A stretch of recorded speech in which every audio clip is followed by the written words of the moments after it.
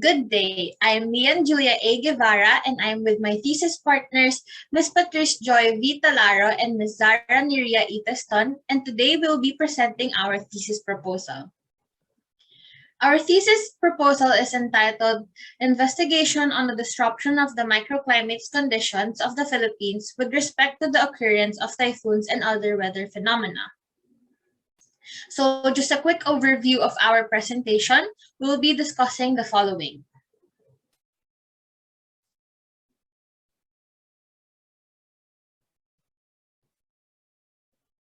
So let me start the presentation with the introduction to explain the background or basis of the problem. The Philippines, being an archipelago, is surrounded by bodies of water. So according to Fulgur architects, the geographical location and the ocean's temperature are two of the major factors that make the Philippines vulnerable to typhoons. So let us discuss the geographical location of the Philippines. The archipelago is situated in the northwestern side of the Pacific Ocean. Additionally, the Philippines is located within the typhoon belt, or also known as the Pacific Ring of Fire. It is a large region in the Pacific Ocean where typhoons often occur. Another factor that causes typhoons in the Philippines is the ocean's temperature. Typhoons are commonly formed when the oceanic temperature reaches 28 degrees Celsius, which is the nominal temperature of the water surrounding the Philippines.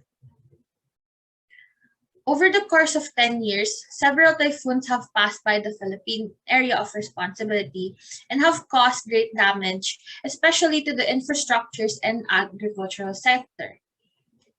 In the occurrence of strong typhoons, infrastructures pose a threat to the safety of the surrounding population. So according to Devani, typhoons cause two types of damage, direct and projectile. Direct force may cause the infrastructures to be inaccessible or inhabitable, while projectile is when the breeze causes damage to infrastructures. The agricultural sector is also greatly affected when typhoons strike the Philippines. The destruction of trees and vegetation results in the loss of livelihood of our farmers. So to have a deeper knowledge of the subject matter, let us discuss the correlation between typhoons and the climate of the Philippines. The climate of the Philippines was first studied by Reverend Father Jose Coronas, who was a former chief of the Meteorological Division of the Weather Bureau during the 1900s. He studied the climate of the Philippines for 16 years from 1903 to 1980. Coronas conducted the study to give information on the extreme weather conditions that the Philippines experience. So Reverend Coronas mainly focus on temperature and rainfall. According to Coronas, the most important element to determine the type of climate in the Philippines is rainfall distribution. Moreover, distribution of rainfall provides a specific partition of climates in a characteristic tropical climate. And a shift in the amount of rainfall distribution can affect the agricultural industry and cause natural disasters. According to Pag-asa, the distribution of rainfall varies from one region to another depending on the location of the mountain systems and the direction of the moisture-bearing winds. According to Rusta et al., rainfall is a climatic element with rainfall-related variations in both spatial and temporal dimensions within a regional climate. A study conducted by Salvacion et al. States that the spatial pattern of heavy rainfall reveals that, despite its oscillation over time, the largest positive spatial autocorrelation pattern of heavy rainfall encompasses portions in the areas of west, northwest, and the west coast of the Philippine Sea. Pag-asa has recorded that the mean rainfall of the Philippines varies from 965 millimeters to 4,064 millimeters, with Baguio City, Eastern Samar, and Eastern Surigao receiving the greatest amount of rainfall, while the southern part of Cotabato receives the least amount of rainfall. The average rainfall from June to September for the whole archipelago is greater than the rainfall from November to February. According to Bolling et al., the increased concentration of greenhouse gases and deforestation are two of the factors that change the rainfall distribution patterns. The increased concentration of greenhouse gases in the atmosphere causes an increase on the Earth's surface temperature, which may result in drastic changes in our climate. Meanwhile, deforestation affects the balance of heat and reduces soil moisture. The Philippines is one of the countries that experiences a tropical climate dependent on rainfall distribution, specifically wet and dry seasons. During the wet season, which starts from June to October, the Philippines experiences a change in the climate pattern called La Nina, and the month of August having the most inclement weather. On the other hand, during the dry season, which starts from November to April, the Philippines experiences El Nino, and the month of April being the sunniest. The changes in Philippine temperature vary on the elevation of the location. According to Reverend Coronas, the yearly average temperature of the Philippines is measured to be 26.6 degrees Celsius, apart from Baguio City that has a yearly average temperature of 18.3 degrees Celsius. There are other factors that affect the climate of the Philippines, which are relative humidity and cloudiness. The relative humidity indicates the amount of water vapor in the atmosphere. So according to Reverend Coronas, the Philippines experiences high relative humidity due to the amount of water vapor in the atmosphere. The bodies of water surrounding the archipelago, the rich agricultural land, and the prevailing winds of each season are some of the factors that affect the amount of water vapor present in the Philippine atmosphere. Additionally, the Philippine climate is mainly influenced by the El Nino Southern Oscillation. It is an atmosphere-ocean phenomenon originating from the Pacific Ocean. According to Villarin et al., during the phenomenon, the winds weaken and the ocean current changes, affecting the Pacific surface temperature. So the temperature becomes warmer. Due to the temperature changes brought by the El Nino Southern Oscillation, the amount of precipitation is also affected by this atmosphere-ocean phenomenon, affecting the climate pattern in the Pacific region. Moving on, the prevailing winds of the Philippines can be referred to as the southwest monsoon and the northeast monsoon, or in Filipino, we refer to it as habagat and amihan. So according to Cruz et al., the southwest monsoon, which originates from the Indian Ocean, occurs during the boreal summer that often affects the western region, bringing warm and humid air to the Philippines during the months of May to October. While the northeast monsoon often affects the eastern region of the Philippines, originating from Siberia and China, bringing cool and dry air to the country during the months of October to March. So the climate map of the Philippines was first established by Reverend Father Jose Coronas and was then modified by Pag-asa. The Philippine climate was classified into 4 types depending on the temperature and rainfall distribution in a region. According to Pag-asa, Type 1 climate has a distinct wet and dry season, having the wet season experienced in the months of June to November, while the rest of the year experiences dry season. So as you can see from the climate map of the Philippines, provinces like Antique, Northern Palawan, Occidental Mindoro, and provinces in the western part of Luzon all classify under the Type 1 climate. Meanwhile, provinces under the classification of Type 2 climate do not experience dry season, but rather a pronounced rainfall during November to February. Provinces such as Catanduanes, Northern and Eastern Samar, Surigao del Norte, and Surigao del Sur classify under Type 2 climate. Type 3 experiences seasons that are not very pronounced. The dry season lasts for a short time from February to April, while the rest of the year experiences the wet season. So majority of the Philippines experiences Type 3 climate. these are provinces like Cebu, Cagayan, Isabela, Misamis Oriental, and Iloilo are just some of the provinces that experience type 3 climate. And lastly, type 4 climate classification is identical to type 2 climate. Type 4 climate likely experiences even rainfall distribution throughout the year. This type of climate is experienced in provinces like Albay, Leyte, Bohol, Camiguin, and Davao. So mostly in the Visayas and Mindanao provinces. Moving on, let us discuss typhoons, how it is formed, and its effects. According to Liu et al., typhoons represent a significant threat to human life and urban development among all meteorological catastrophes. Strong typhoons have grown more common as a result of global warming, as well as related maritime disasters. Typhoons or tropical cyclones may vary in size and intensity. However, the size of a tropical cyclone would be around 300 miles wide. And for larger typhoons, its force winds could expand up to more than 150 miles, and the area of where these force winds occur could range as far as 300 miles, starting from the eye of the typhoon. According to Pag-asa, approximately 20 typhoons enter the Philippine area of responsibility, which equates to 25% of the global typhoon occurrence. According to Oscar M. Lopez Center, it was observed from 1951 to 2010 that there is a steady increase in the intensity and frequency of extreme rainfall events, especially in places like Baguio, Tacloban, and Iloilo.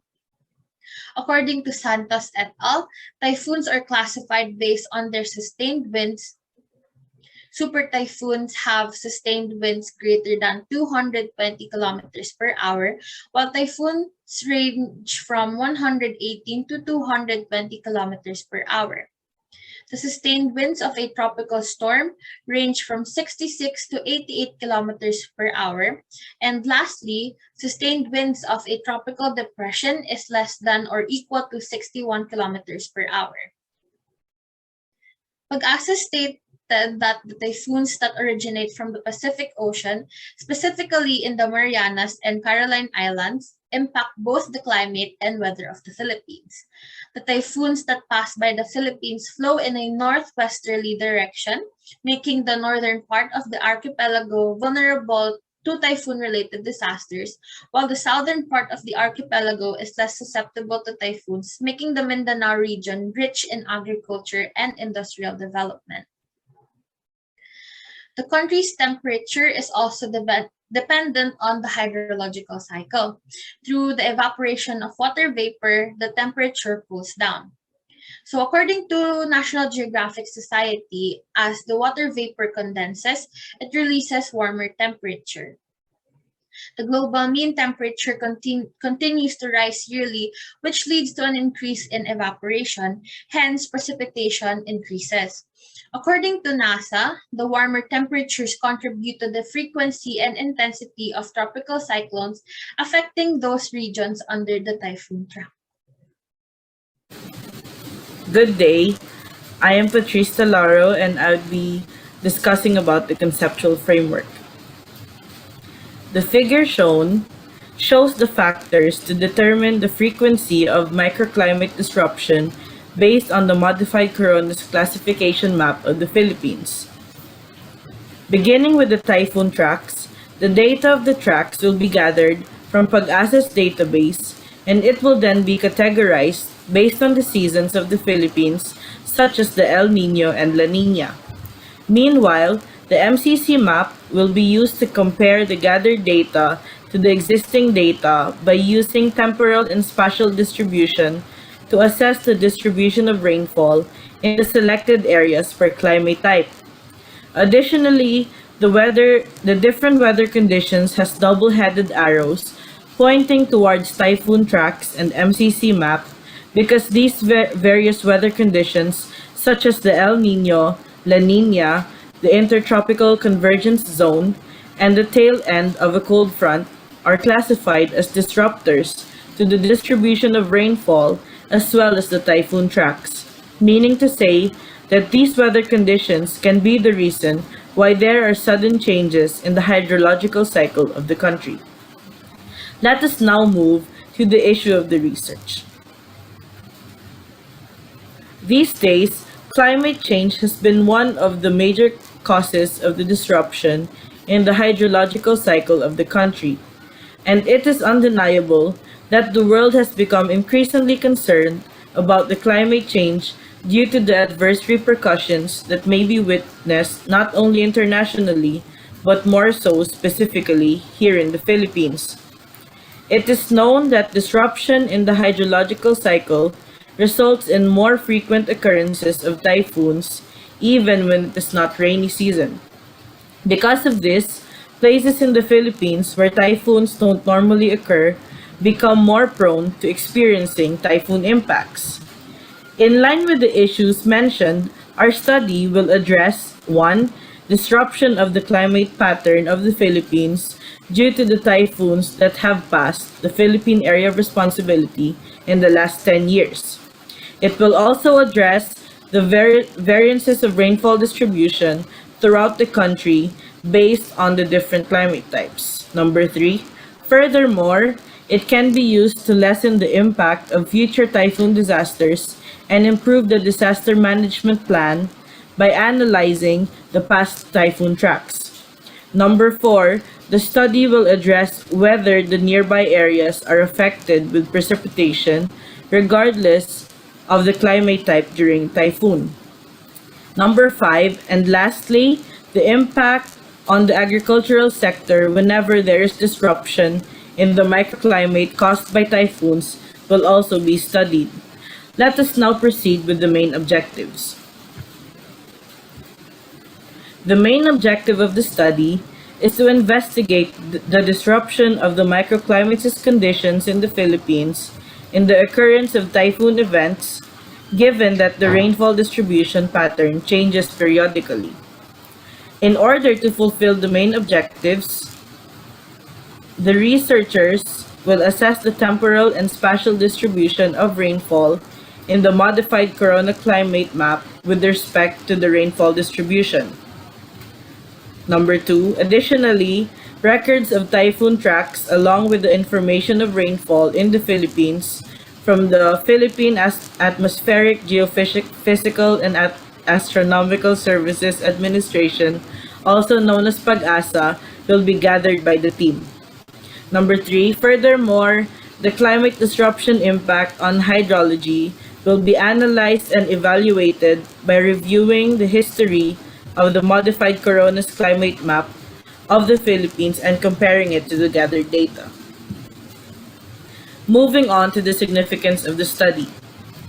The researchers believe that the proposed study will be of great help to the Philippines, specifically to the Philippine Astronomical, Geophysical, and Astronomical Services Administration, because in line with its mandate, which is to provide protection against natural calamities and utilize scientific knowledge as an effective instrument to ensure safety, well-being, and economic security of the people for the promotion of national progress, the research can be used to improve warning systems on the areas predicted to be affected by the typhoon.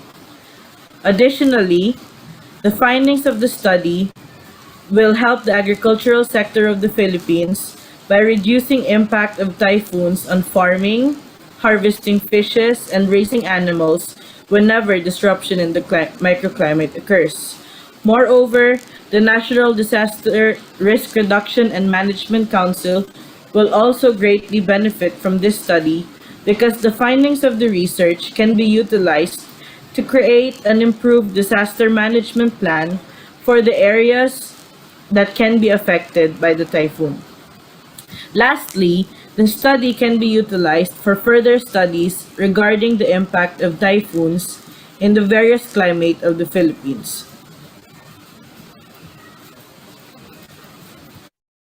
So for the scope and limitation, the study will mainly focus on four areas which correspond to a certain climate type.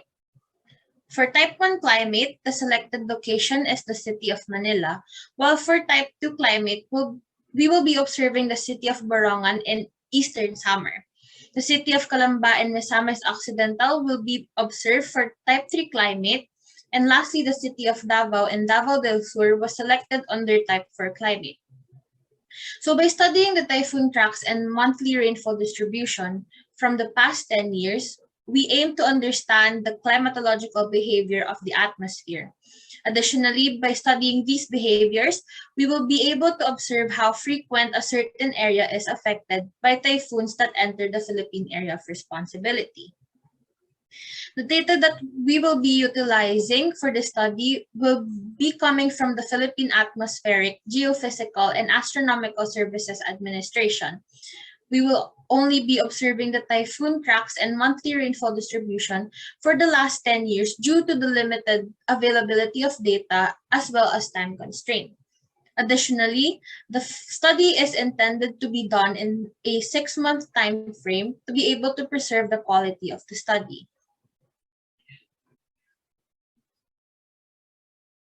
Let us now proceed to the methodology. To have a clear overview of the procedures that we will be following to accomplish the study, let me present to you our methodological framework. So our first objective is to analyze the rainfall distribution. To be able to do this, we will choose and specify 4 locations for the study based on the modified Corona climate map.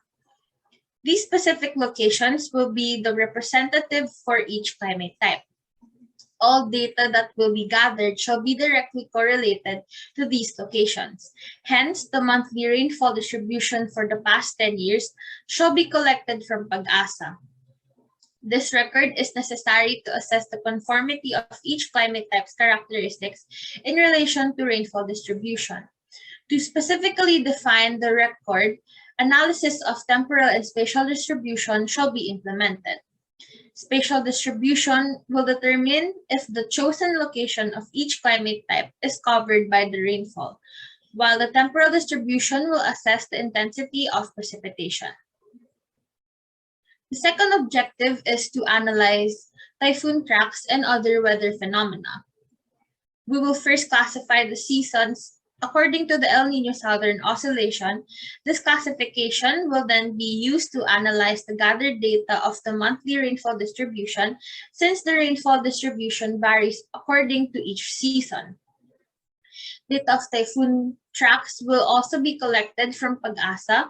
We will be focusing on observing typhoons and super typhoons, especially those that have caused great damage. Once the typhoon track data is complete, the researchers will then utilize the satellite image of the Philippines and plot the typhoon tracks using Google Maps.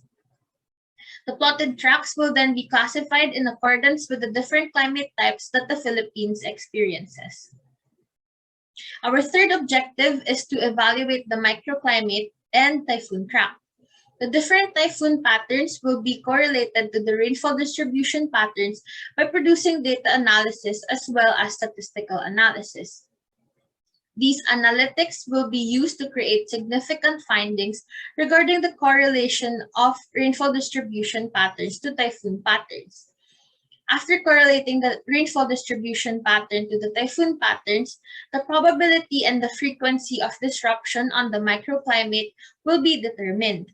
The probability will be determined by using data from the first and second objective, and moreover, the frequency of disruption will be determined by using statistical analysis. Good day. My name is Teston, and allow me to brief you on our research design.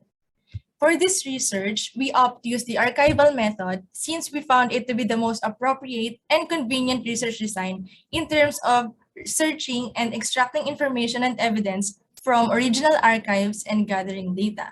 So basically, we will gather archival material that consists of hyatological data from different institutions and use them collectively. This institution would be Pag-asa, where reports of typhoon tracks and rainfall distribution for the past 10 years shall be retrieved. We will then compare and analyze the retrieved data to further understand the climatological pattern of the Philippines. So next, let's move on to the research setting. Here we specify the location where each of the study steps will be conducted. So as what I have stated, this research only uses the archival design method. Therefore, data will only be gathered through the online database of the institutions mentioned before, as well as materials from online libraries. The specific information will be extracted from the said database are about the history of the modified corona's classification map, climate of the Philippines, and the rainfall distribution pattern of the country. While information regarding hydrological cycle and typhoons included in the 10-year period of the study shall be retrieved from online libraries, and one of which would be the Mapua Library. With that said, no research procedures shall be conducted in the field or any outdoor setting. Instead, it will only take place in the convenience of our homes, where our access to the online database are available through our electronic devices. This is somewhat practical and safe with regards to the risks and limitations carried by the pandemic. Moving on, let's discuss the data gathering procedure. Data gathering procedure shows the approach for administering each stage of how information shall be retrieved.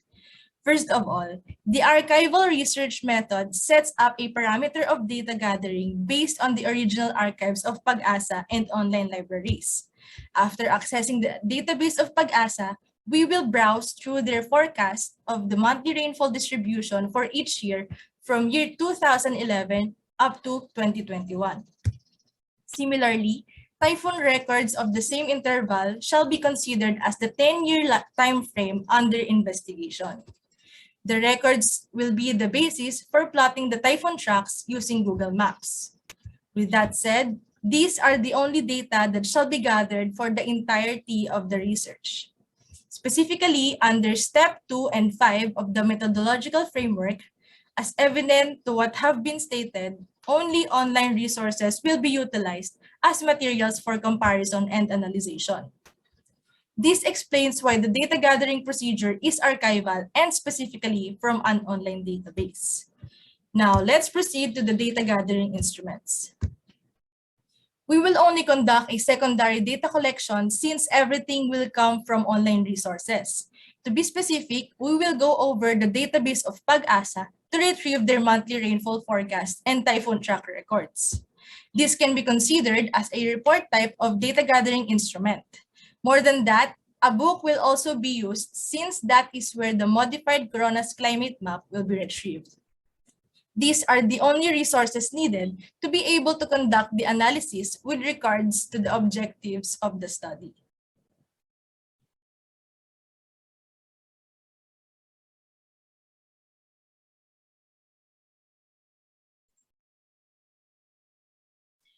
For the statistical treatment, we will use online databases and observations in gathering the necessary information to prove the hypothesis of the study.